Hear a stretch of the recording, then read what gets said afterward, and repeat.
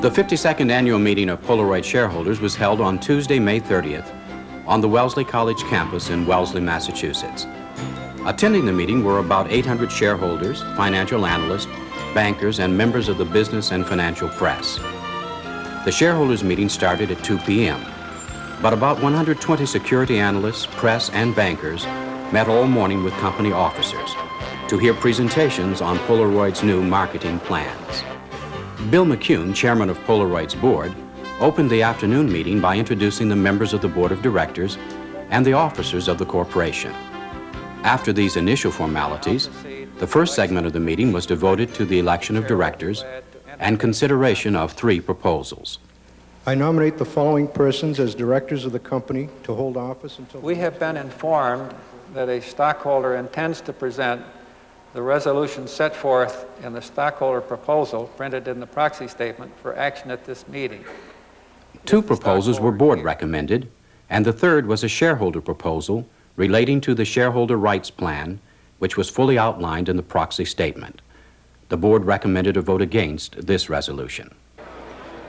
Shareholders were then given an opportunity to turn in any proxies which had not been voted and mailed previously. I'm referring, of course, Bill McCune then gave a personal statement about events of the past year.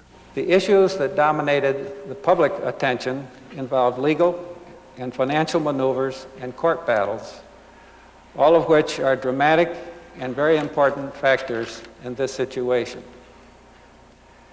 Much less recognized, but just as important, are the vision, the steadiness, the judgment, and just plain hard work that your board and your management brought to bear on the multiplicity of decisions that had to be made. The members of your board took very seriously their responsibilities to reach decisions in the best interest of our shareholders. They were vigorous and effective in pressing our advisors and the management to make sure that every action was consistent with that responsibility.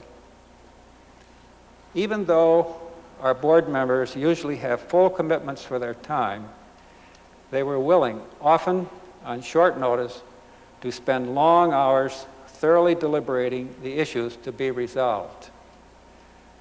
I would say that your board performed magnificently. Mac Booth deserves special praise. His basic program was to accelerate and implement the strategic plan we had been developing for some time. It is a plan for growth designed to enhance shareholder value, which was amended to return in the short term some of that value while ensuring continued return in the years ahead. In addition, he participated in and oversaw the legal and financial activities which were intense and time-consuming, but also made time necessary to keep in full communication with the company members, a very important step in boosting morale and company performance. It took resolve, leadership, and integrity to guide the company. We all should be grateful and proud of Mac Booth. Now the stand is yours.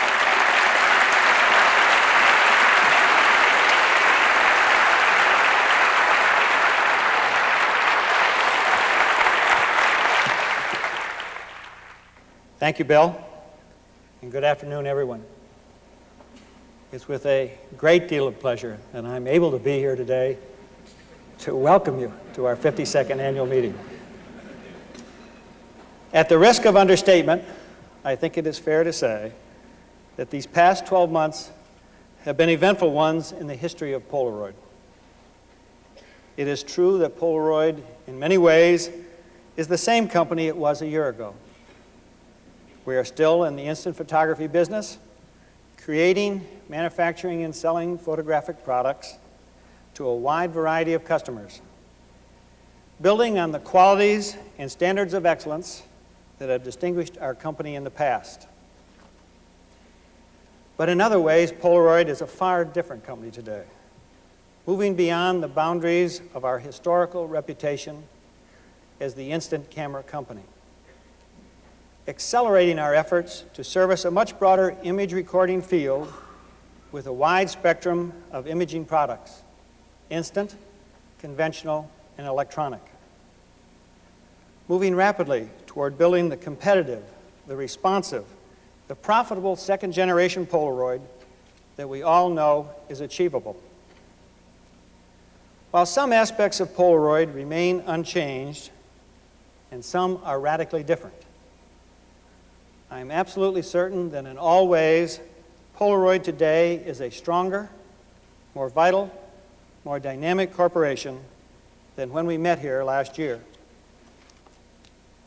The reevaluation, the struggle, the hard work, the sweat, and the effort of this last year have been a vigorous learning experience for all of us at Polaroid. It's not that I would want to recommend all of that learning experience to everyone, but the significant negative aspects of this past year have been quickly set aside, and our desire to continue to build on the positive results of our efforts is intense. We have talked to our large institutional shareholders, to financial analysts, to the press, the community, our customers, and our employees about delivering to them a new Polaroid.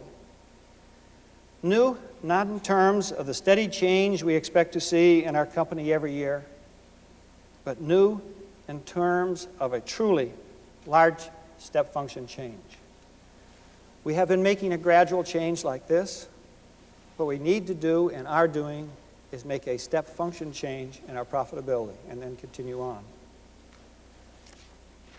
This past year, Polaroid has made that step function change by dramatically reevaluating our technology, our marketplace, our competition, our organization, and our behavior. We have made a rapid, quantifiable leap towards the level of profitability that will characterize what I have described as the second-generation Polaroid. Mac went on to describe the company's strategic plan, including refocusing on our core business, reducing the workforce by 2,000 people, concentrating marketing efforts on high film use markets, and quickening our product delivery process.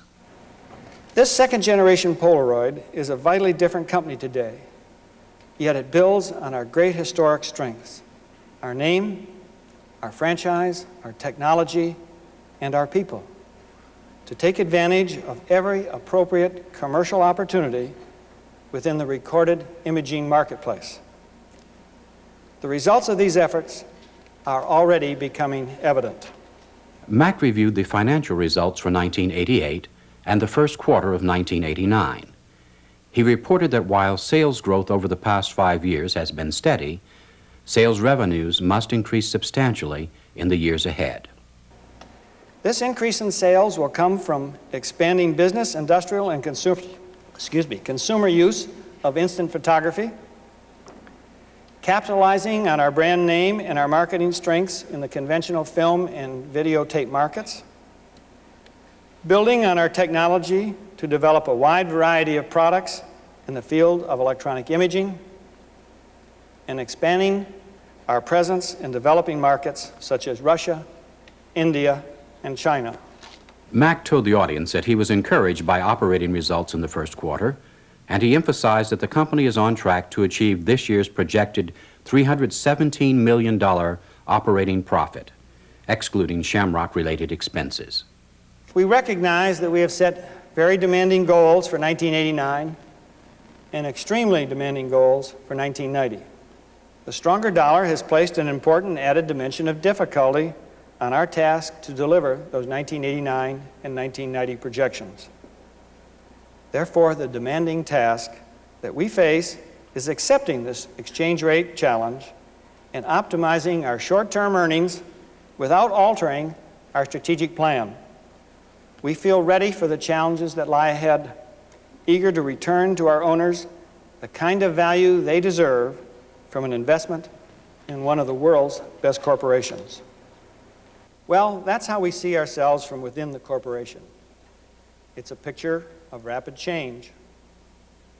The public is also seeing Polaroid in new ways it hasn't seen before.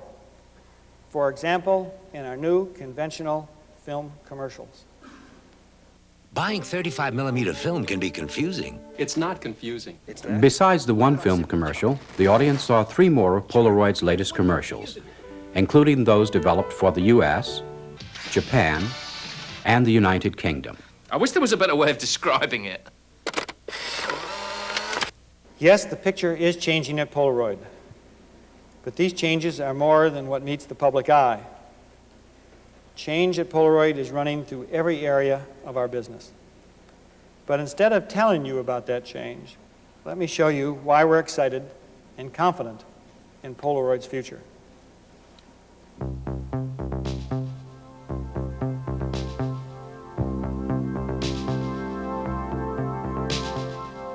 The picture is changing at Polaroid.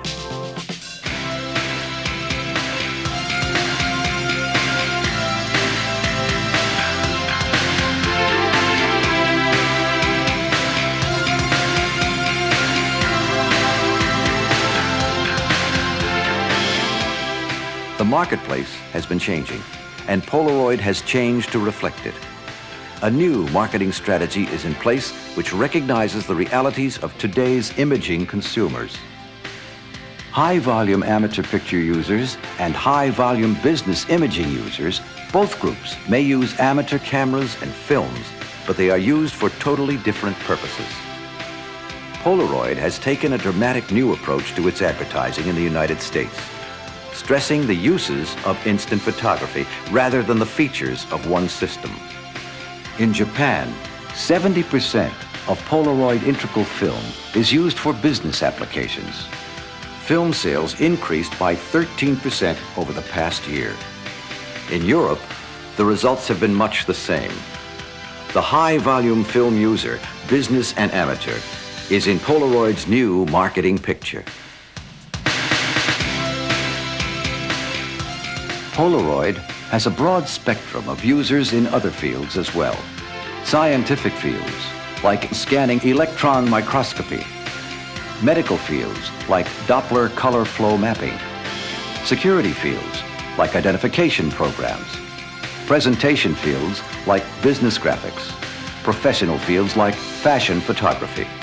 The sum of these many fields adds up to Polaroid's business and professional market, with more than 50 film types for special applications. The users in these fields demand instant imaging because it solves the problem, answers the question, saves time and money, produces high-quality results. Business and professional photography is an essential part of Polaroid's marketing picture.